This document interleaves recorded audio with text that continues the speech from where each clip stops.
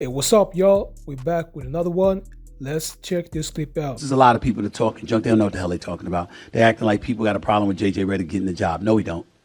JJ Redick, there's plenty of coaches that have gotten jobs that didn't have any specific coaching experience before they landed those jobs. Doc Rivers was one of them. Mark Jackson was another. Steve Nash damn sure wasn't a head coach. He got the job. There have been other folks. JJ Redick is a brilliant basketball mind.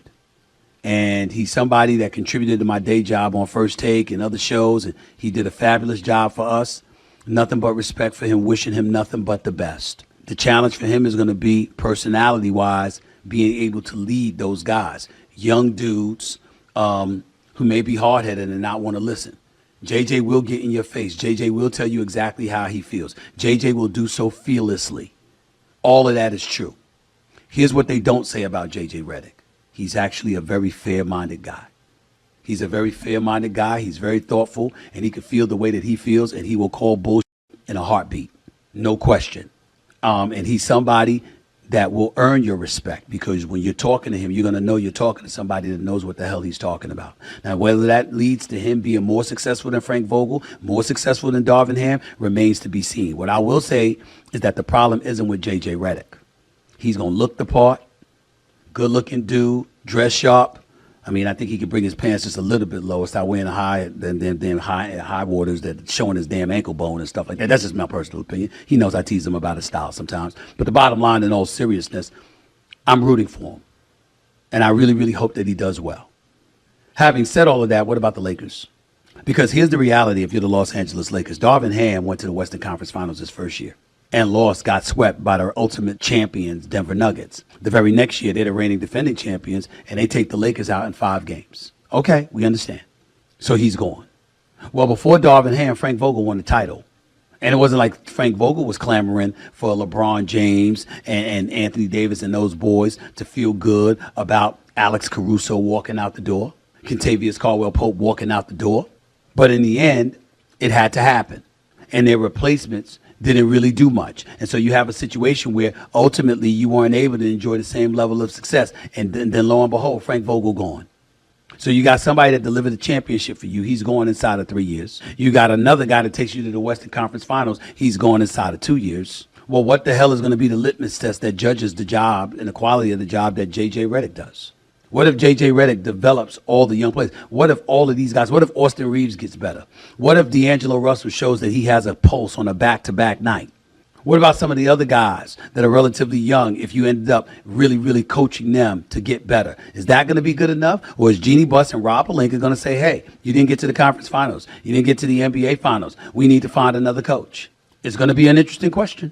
It's going to be an interesting question. It's going to be interesting to see. And if JJ Redick ends up getting a lot more latitude, well, why was he given more latitude than Darvin Ham? Why was he given more latitude than a guy that delivered a championship like Frank Vogel? These are the questions that are going to be asked. All of those are fair questions, just not for JJ Redick. It's not his problem. If you are LeBron James, my brother, I think you should prepare yourself for far more scrutiny than that. If 2 coaches are gone inside of 3 years, well, LeBron James, what does that say about you as the face and the leader of the franchise? I'm not accusing of anything. I'm just asking the question. If you're going to be a skeptic, you're going to ask those kind of questions. What about you? You know, they could have had Ty Lue. Didn't want to pay him enough, plus wanted to pick his staff. You could have had Monty Williams, but you turned him off, and he ended up going to Phoenix and ultimately guiding them to an NBA Finals appearance before a few years later he moved on and went to Detroit. And now he's out in Detroit, which is a blessing, by the way, not a curse. But if you're LeBron James, you got to answer those questions. Because how many coaches are the Lakers going to employ? And how long do you think stupidly or foolishly, or you must think we're fools, like LeBron has nothing to do with any of this. He wants nothing to do with this. Just because he doesn't take calls when coaching candidates want to talk to him, or he isn't in Jeannie Buss and Rob Pelinka's face talking to him about it. Don't tell me that LeBron James has absolutely positively nothing with any of the changes that have taken place in Los Angeles. Just like Anthony Davis didn't have anything. So when Anthony Davis goes into a press conference after losing game 2 to the Denver Nuggets in the Western Conference first round series, and he sits there and says we're a bit discombobulated and out of sync and out of wank, or whatever verbiage he used, that had absolutely positively no effect with Darvin Ham being fired, huh? 0. Maybe it didn't, because maybe it was already a foregone conclusion. And maybe Anthony Davis knew that, which is why he felt free to say what he said, because I got news for you. Search high and low over the career of Anthony Davis. He never talked about a coach in that manner. Ever. It never happened. That's not who he is. So again, not condemning him either. But these are questions that are legitimate, that deserve to be asked. Period. So again, JJ Redick's got his work cut out for him. But he ain't the only one. Rob Pelinka, how about keeping a coach for more than 2 seasons? Jeannie Buss, how many coaches you want to pay at the same time? These are questions. These are questions. And we simply can't get away with that. We can't get around that, okay? Hey, what's up, y'all? I want to thank you so much for tapping in with me. And the clip I just showed y'all, that was Stephen A. Smith, and he was talking about JJ Redick. And right now, there's a lot of rumors circling around when it comes to JJ Redick. Yesterday, he was accused of dropping the N-word a couple of years ago towards a black woman. And now people are claiming that he's about to get fired.